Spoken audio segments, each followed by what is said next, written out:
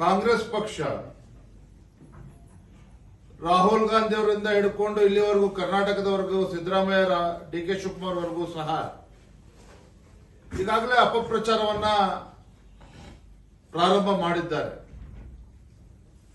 ಅಂದ್ರೆ ಕೇಂದ್ರ ಸರ್ಕಾರ, ಬಿಜೆಪಿ ನೇತೃತ್ವದ ಎನ್ಡಿಎ ಸರ್ಕಾರ, ಪ್ರಧಾನಮಂತ್ರಿ ನರೇಂದ್ರ ಮೋದಿಜಿಯವರು ಏನೇ ಒಂದು ಯೋಜನೆಗಳನ್ನ ಒಂದು ಒಳ್ಳೆ ಸದುದ್ದೇಶ ಇಟ್ಕೊಂಡು ಘೋಷಣೆ ಮಾಡಿದ್ರೆ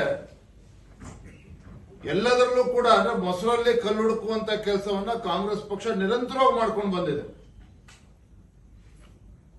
ನರೇಂದ್ರ ಮೋದಿಜಿಯವರು ಒಬ್ಬ ಹಿಂದುಳಿದ ವರ್ಗಕ್ಕೆ ಸೇರಿರ್ತಕ್ಕಂಥವ್ರು ಪ್ರಧಾನಮಂತ್ರಿಗಳಾಗಿ ಸತತವಾಗಿ 3ನೇ ಬಾರಿಗೆ ಕೇಂದ್ರದಲ್ಲಿ ಬಿಜೆಪಿ ನೇತೃತ್ವದ ಎನ್ಡಿಎ ಸರ್ಕಾರ ಬಂದಿರತಕ್ಕಂಥದ್ದೇ ಅವರಿಗೆ ಸಹಿಸಿಕೊಳ್ಳಕ್ ಆಗ್ತಾ ಇಲ್ಲ.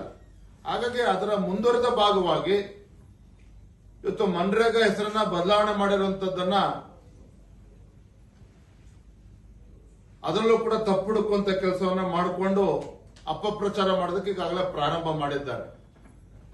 ತಮ್ಗೆಲ್ಲ ತಿಳಿದಿರುವಂತ ವಿಚಾರನೇ ಆದ್ರೂ ಕೂಡ ತಮ್ಮ ಗಮನಕ್ಕೆ ತರ್ತಾ ಇದ್ದೇನೆ. ಈ ಕಾರ್ಯಕ್ರಮ ಮುಂಚೆ ಕಾಂಗ್ರೆಸ್ ಸರ್ಕಾರ ಇದ್ದಾಗ ಗ್ರಾಮೀಣ ರೋಜ್ಗಾರ್ ಯೋಜನಾ ಅಂತಿತ್ತು. ತದನಂತರದಲ್ಲಿ ಜವಾಹರ್ ರೋಜ್ಗಾರ್ ಯೋಜನಾ ಅಂತೇಳಿ ಕಾಂಗ್ರೆಸ್ ಸರ್ಕಾರ ಇದ್ದಾಗಲೇ ಅದು ಬದಲಾವಣೆ ಆಯಿತು. ತದನಂತರದಲ್ಲಿ ಕೂಲಿಗಾಗಿ ಕಾಳು ಅನ್ನುವ ಶೀರ್ಷಿಕೆ ಅಡಿಯಲ್ಲಿ ಕಾರ್ಯಕ್ರಮ ಬರ್ತಾ ಇತ್ತು.